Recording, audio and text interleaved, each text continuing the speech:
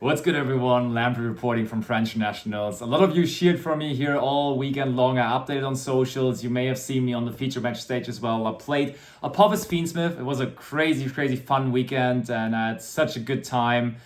First of all, shout outs to the people that I was here with, the man behind the camera, Icentrix, who also stayed with me in the hotel. And yeah, we did the whole weekend together, and it was such a fun trip overall. Then also the other Germans, we were Team Germany with Emre, Josh, and Niels. It was such a fun time, really. We were like, it really was like that small group of Germans, and after every round we would meet up, and it was such a good vibe, such a good feeling. French community too, though, amazing. Like, I had such a lovely time meeting everyone, talking to so many people, got to know so many different people. Really strongly considering to come back for French Nationals next year again.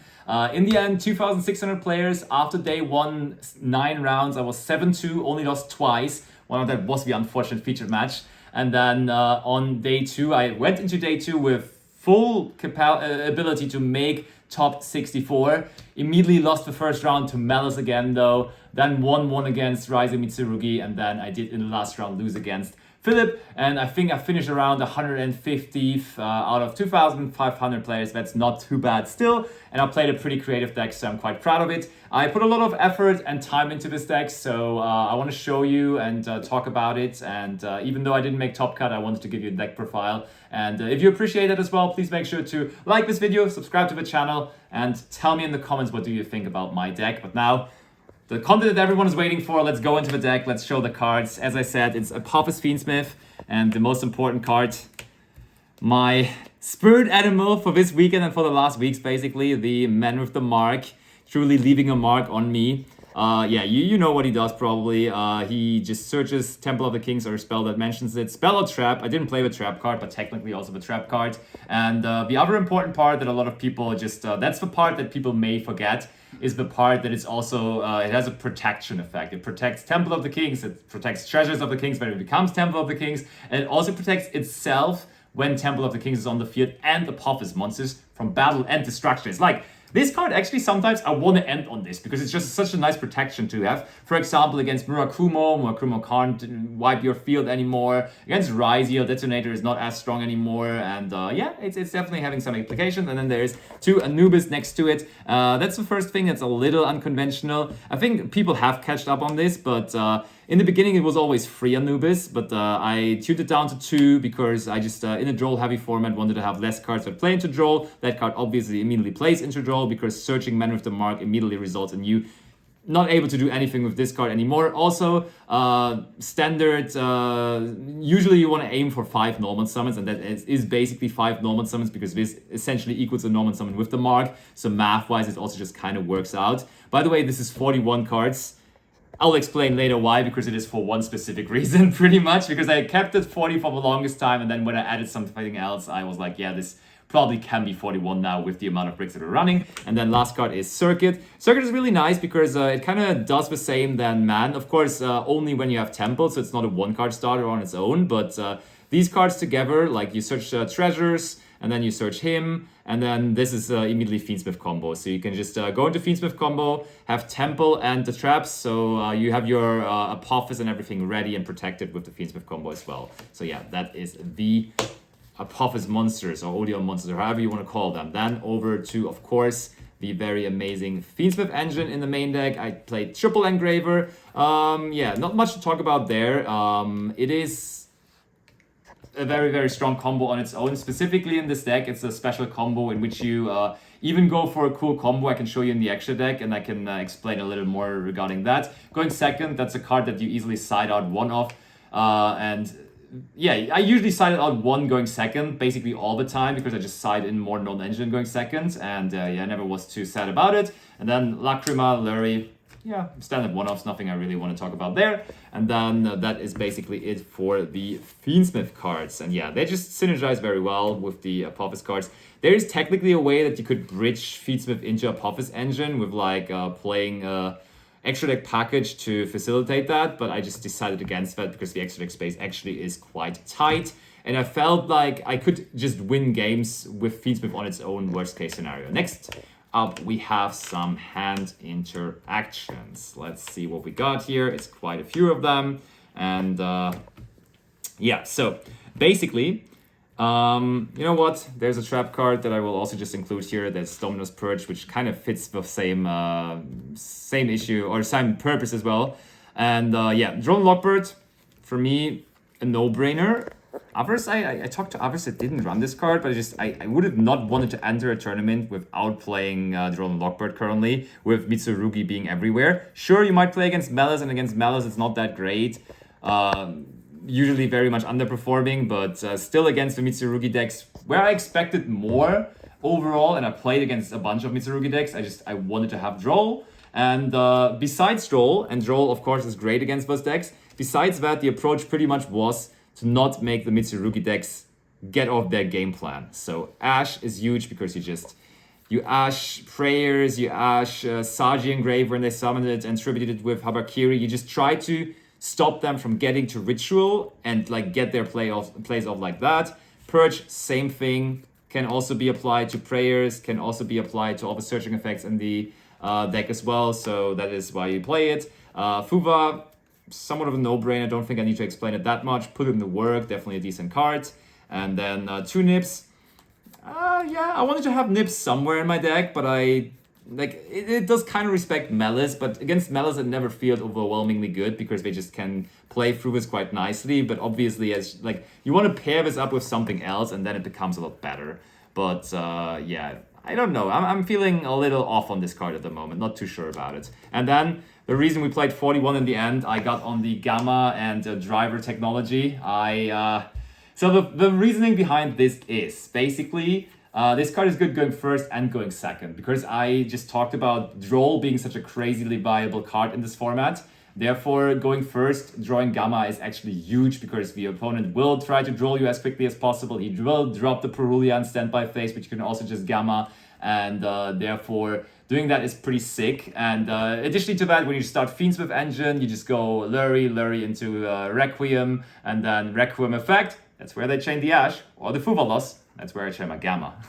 It's of course sad that you draw the driver once in a while, like for example drew it in a featured match, but it is what it is. Card definitely overperformed, and I like that I included it. I would not play it just because of these 2 cards, but in my side deck there's more Psyframe cards, and I'm going to talk about that later. One thing actually standing out here is, if you look at the cards here again, there's no Imperm.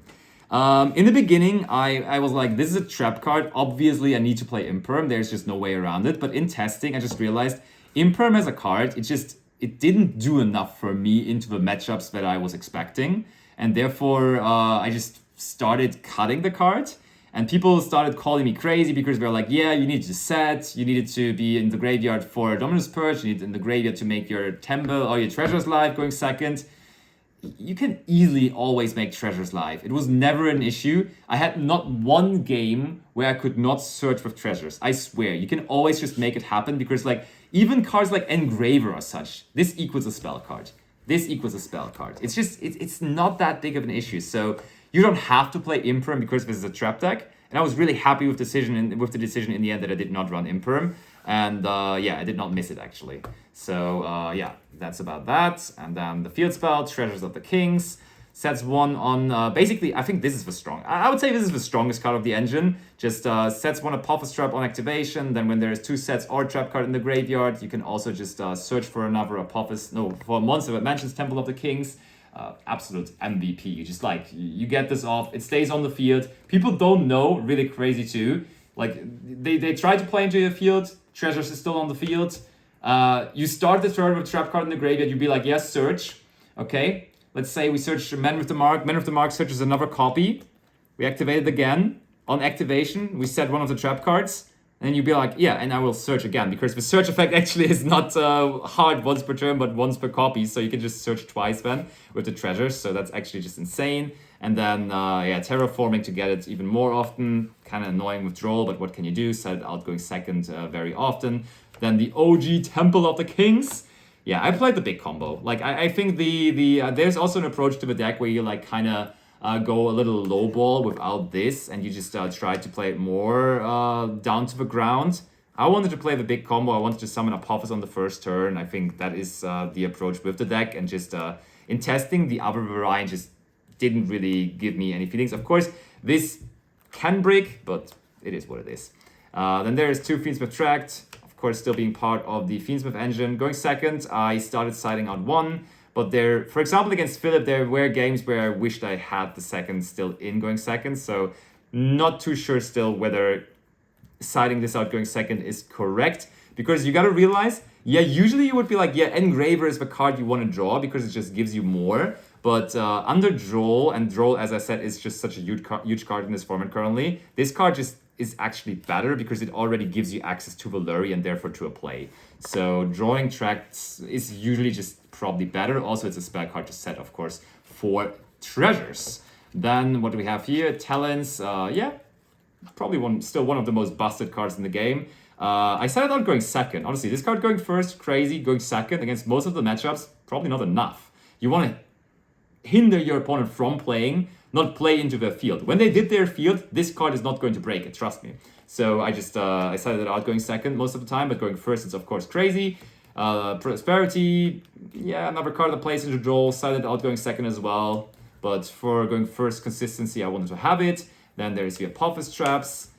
There's like, people are kind of doing the ratios different. In the beginning, I also had the ratio different. I started out with 2 Apophis with Snake. But I realized that just you don't need multiples of this. Especially when you play your full combo, you just don't even have the space to summon multiple of these. So this is the ratio.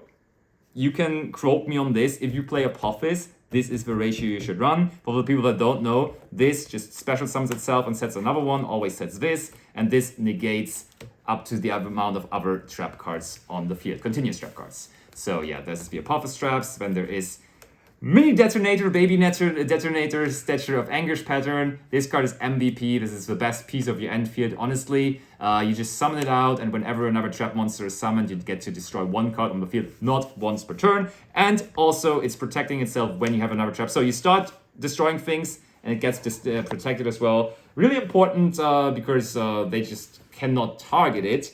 Therefore, they can't just aggregator out it or something. So it's just really, really good in the current metagame. It's such a good card.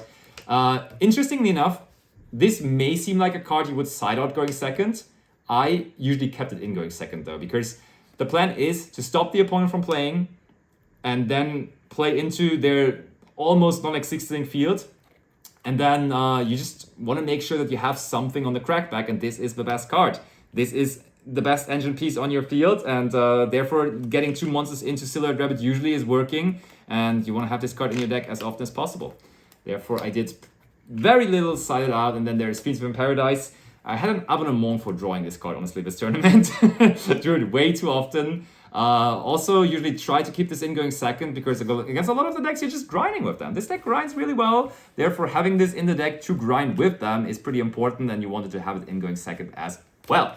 41 cards, no imperms, as I said, over to the extra deck. And there we have Requiem, no need to talk about that, Moon of the Closed Heaven, Sequence, Agnum Day, Desiree, the full Fiendsmith package, and there is the Necrocrypt. Necrocrypt actually in this deck has really nice synergy, because there's a lot of ways to actually get this off. There is Engraver, obviously, but usually you already resolved Engraver when you get to this card, but Anubis is the main one. Discarding Anubis when you have this on the field just gives you an extra draw, so that's really cool. Then this is the card you usually are going to make when you have access to the Fiendsmith engine. I value this usually more than the Agnum Day combo, because this protects if you have more plays with the man, and it also gives you access to Fiendsmith in Paradise on your opponent's turn. So it's like the combination of this, like usually all of the decks in the format already struggle against this, so it just feels very, very strong. But and then there is Chaos Angel, and there is actually honorable member of this package here, the Snake Eyes Doom Dragons. So for the people wondering why I have this here with the Fiendsmith cards, there is a 1-card Engraver combo, and the 1-card Engraver combo basically gets you to the point where you go Sequence, and then Sequence summons the Desiree. I will just cut out the materials here for the moment. Then you link these 2 off, you go into Agnum Day, then you go Agnum Day effect, bring back the Desiree, and then you go Sequence effect, Sequence equips the Agnum Day. Important part, and that also is how the combo works, the Lacrima will still be in the graveyard. Lacrima is in the graveyard at that point, really, really important. Then you put these 2 away to summon out Snake Eyes Doom Dragon, and then you go with these 2 into a link 2, and where is he? you do go into Silhouette, Rabbit the Boy, and then Rabbit either sets you Statue of Anguish pattern if you already have access to the other cards, or he sets you the Apophis Snake. And so this is a 1-card engraver combo, which gets you Silhouette Rabbit, plus in the graveyard then you go on the opponent's turn, Lacrima, effect, Lacrima revives Agnum Day equips itself to the Desiree, and then you have Desiree as well. So that's a pretty sick combo actually. Did you ever use the Snake Eyes Doom Dragon to like break the field or get more damage on the field? Because you can also do it with the Requiem equipped? 100%. I did that actually plenty of times. In testing, that was a card that I was considering to cut. In practice though, in the tournament, it was really good because it actually helped me push through fields quite a bit. Also, of course, it comes just very, like this is a card, like sometimes the deck struggles to put up OTK, but this card then helps with that so much because it's 3000, it's big, it clears 1 monster, so like Doom Dragon is actually I think needed in this deck. I wouldn't think about cutting it anymore, to be honest.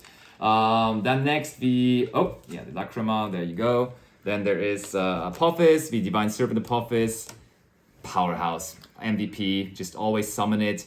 Sometimes I missed having a second one of it, but extra space was tight, so I couldn't really afford it. Sets back your Apophis traps. I had it in some games where in the grind game then I got to this card, and I already got one of the Apophis traps in the graveyard, so I actually set back 3 with this once or twice or something, and that was of course huge. And then this can also, of course, just be an end-field piece because it gives you more destruction next to the Statue of Anguish pattern. So this is a card I very often ended on and I really valued. And then there is the Silhouette Rabbit, which I didn't talk about much just yet on its own.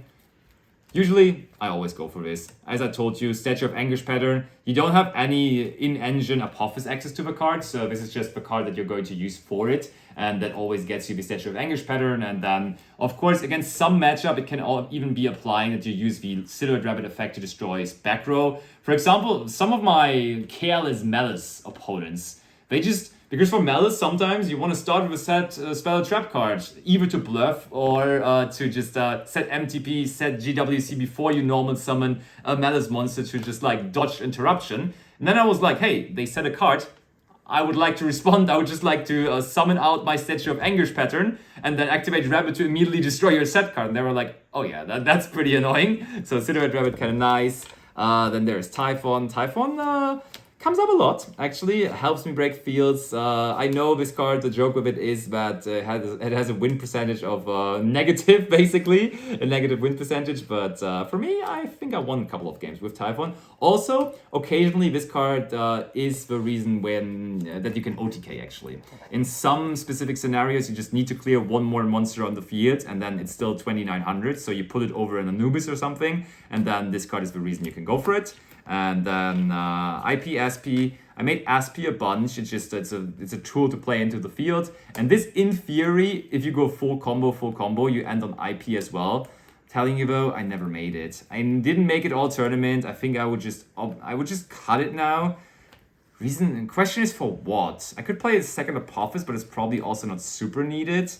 You could technically play a time option like Cowboy, but I don't think that's very needed either because it seems like the deck is slow, but I was very, I think I was in time on once, so I just really don't know what to run instead, but there's probably a better option than IP, to be honest. And then there is Link Spider, and Link Spider is very good because first of all, that means that your Gamma play going first results in immediate Fiendsmith combo because you get a Link off driver to go into Fiendsmith combo with the Gamma and the Link Spider. And also, of course, your trap monsters, your Apophis monsters, they are normal monsters on the field.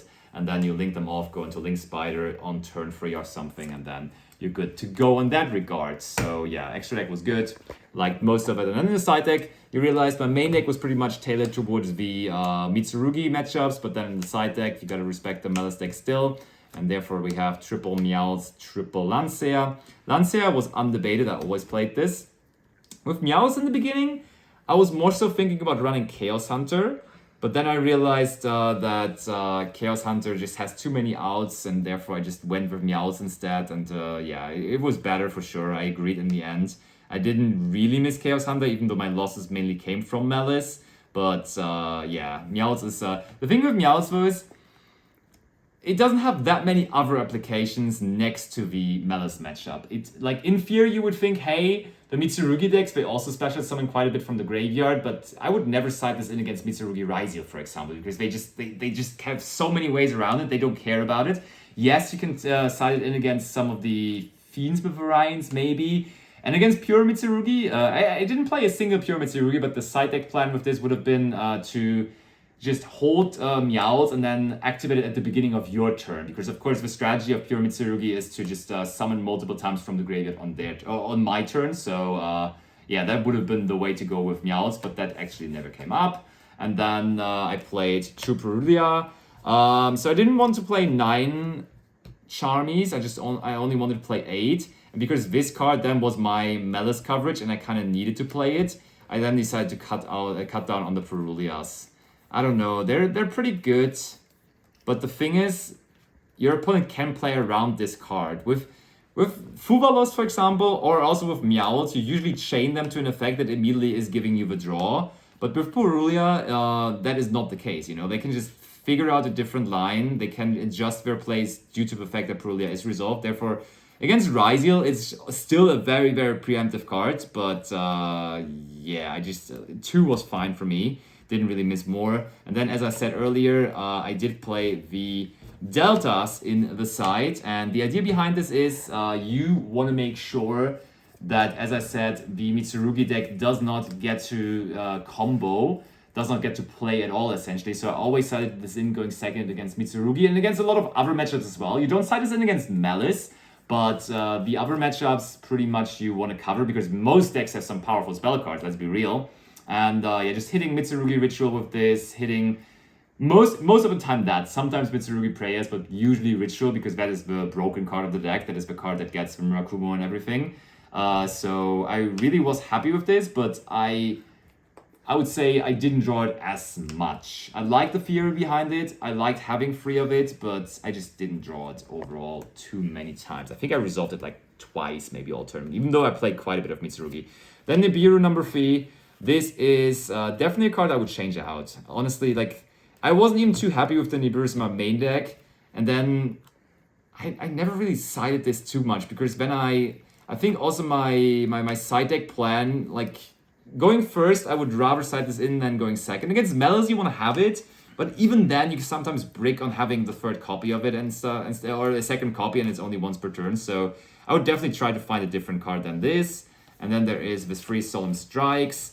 Solemn Strikes, I was of course debating which going first option to go with. So there was first of all just Judgments, and I decided against Judgments after testing because I just didn't like them that much. Then I also toyed around with just playing a Frost package, and then I had targets like Gnomes, I had DDG, I had Simuled Archfiends, but that also felt pretty weak because that is of course a situational card that is not good on their own. When you just draw a Frost and they, for example, just imperm you and you just sit there like, yeah. So I valued the generic ability of solemn cards.